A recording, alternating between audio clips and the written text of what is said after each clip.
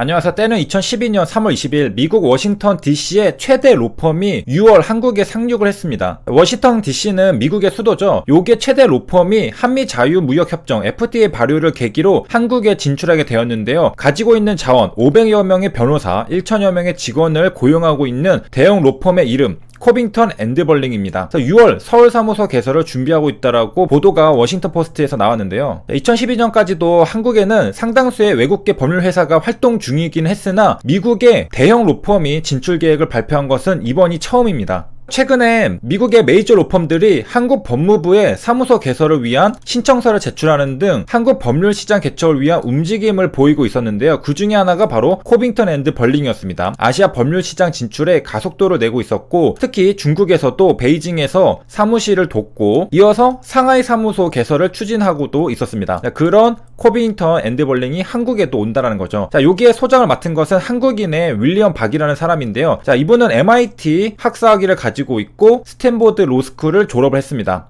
그 후 기업 전문 변호사로 활동 중인 건데, 기업 전문 변호사를 내정한 이유는 기업 관련된 일들을 하겠다라는 뜻이겠죠. 그래서 미국 시장에서 한국 기업의 투자랑 사업 활동에 대한 다양한 법적 이슈를 처리한 인물입니다. 그렇기 때문에 인터뷰에서 이 윌리엄 박 소장은 코빙턴은 미국, 유럽, 중동, 아시아에서 한국 기업을 대상으로 성공적인 사업 사문을 제공하는 회사다. 그래서 이제 많이들 찾아주시라 이렇게 말하는 거죠. 실제로 한국 기업들이 찾았느냐? 국제 IP 소송에서 코빙턴이 삼성전자를 대변하고 있습니다. 그리고 텍사스의 지방법원 판사를 설득하는데 성공한 바 있다라고 하고요. 그리고 2019년 8월 8일 HLB랑도 계약을 했습니다. LSKB가 리버세라닙 NDA 절차 진행을 위해서 미국 로펌과 계약을 했는데, 이 로펌이 바로 코빙턴입니다. 여기 소개도 있듯이 1000명 이상의 보유한 로펌이고요. 특히 미국 FDA 출신 전문가랑 관련 변호사들이 많은 것으로 알려져 있습니다.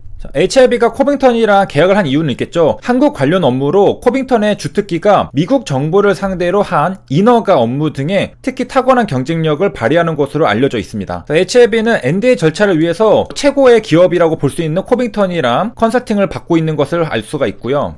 여기까지 삼성전자 그리고 HLB랑도 계약을 하고 있고, LG화학, SK이노베이션 소송전에서도 글로벌 로펌들이 각축을 펼쳤는데 바로 덴톤스랑 붙었던 게 코빙턴 앤드 벌링입니다.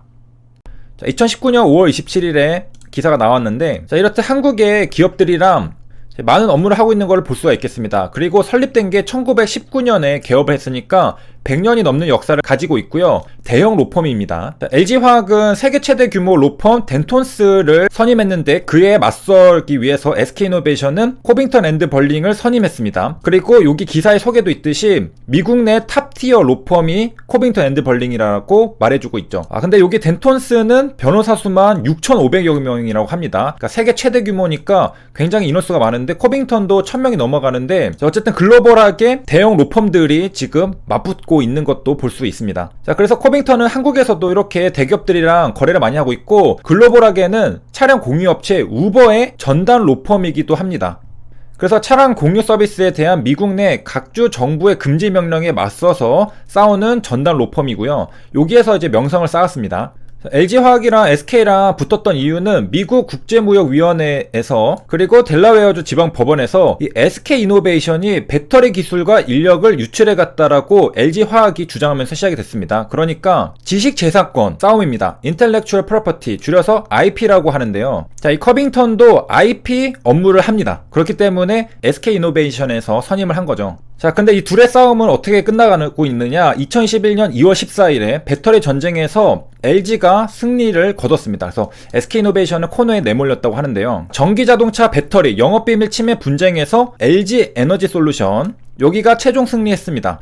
그래서 미국 국제무역위원회 ITC가 11일에 SK이노베이션의 리튬이온 배터리에 대해서 무려 10년간 미국에서의 생산과 수입을 전면 금지하는 결정을 내렸는데요. 이것은 작년 2월에 내린 SK의 조기 폐쇄 결정을 그대로 인용한 겁니다. 그러니까 SK가 LG 배터리의 핵심 기술을 조직적으로 탈취했다라는 LG 측의 주장을 모두 받아들인 것입니다. 그래서 2019년 4월에 LG가 SK에게 소송을 제기한 지 약 1년 10개월 만에 벌어진 일입니다. 이 결과 SK는 앞으로 배터리 셀, 모듈, 팩, 부품, 소재 모두 미국으로 가져갈 수 없게 됐습니다. 그래서 이미 투자를 많이 했거든요. 3조 원을 투자했는데 요 미국 조지아주 배터리 1, 2 공장의 가동도 불투명해졌습니다.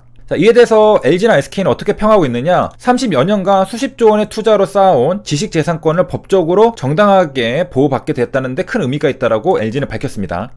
자, 그러면 이제 다음 단계는 뭐냐? 합의를 할지가 관심이 쏠리고 있습니다. 그러니까 LG와 합의를 못하면은 SK는 사실상 미국에서 배터리 사업이 불가능해지거든요. 그렇기 때문에 이제 패소한 만큼 더 적극적으로 협상에 나설 것이라는 관측이 나옵니다. 근데 LG는 상대방을 그냥 박살내자라는 뜻이 아니라 SK도 전향적인 자세로 나온다면은 충분히 합의할 수 있다라는 입장입니다. 자, 그런데 돈이 문제죠. 합의금을 어떻게 할 거냐, 이 수조 원에 이르는 합의금 간격을 얼마나 좁히느냐가 관건입니다. 자, 그래서 LG 에너지 솔루션은 컨퍼런스 콜에서 이제 최종 결정이 나왔으니까 곧 협상에 관련한 논의가 시작될 것으로 기대한다고 했습니다. 그래서 이제 SK 측이 진정성 있는 자세로 제안한다면은 검토할 준비가 돼 있다. 자, 그럼 이제 협상을 할 때는 얼마를 줄 거냐, 그 부분이 협상의 관건이겠죠. 자, LG 측은 2조에서 3조 원을 요구하고 있는데요. SK는 1조 원 이상은 줄 수 없다고 합니다. 이 간극을 줄이면은 협상이 됩니다. 그래서 LG 측은 이제 SK에게 요구를 하고 있는데 뭐 공개적인 사과를 하라고 하고 뭐 재발 방지를 위한 대책 마련, 합리적 보상 등 이 세 가지를 요구하고 있는데, 일단 금액을 맞추는 것도 중요한데 이 첫 번째도 사실은 지금 쉽지 않다고 합니다. ITC 최종 판결 이전까지 SK는 LG 측의 첫 번째 조건이 공개 사과도 받아들일 수 없다는 입장을 고수한 것으로 알려졌습니다. 판결이 났으니까 이제 조금 바뀌었을 수도 있죠. 그래서 LG는 컨퍼런스 콜에서 진정성 있는 자세를 수차례 강조했다고 합니다. 최종 결과가 나온 만큼 이제 협상으로 들어가 되는데 SK 측에서는 굉장히 불리하게 됐습니다.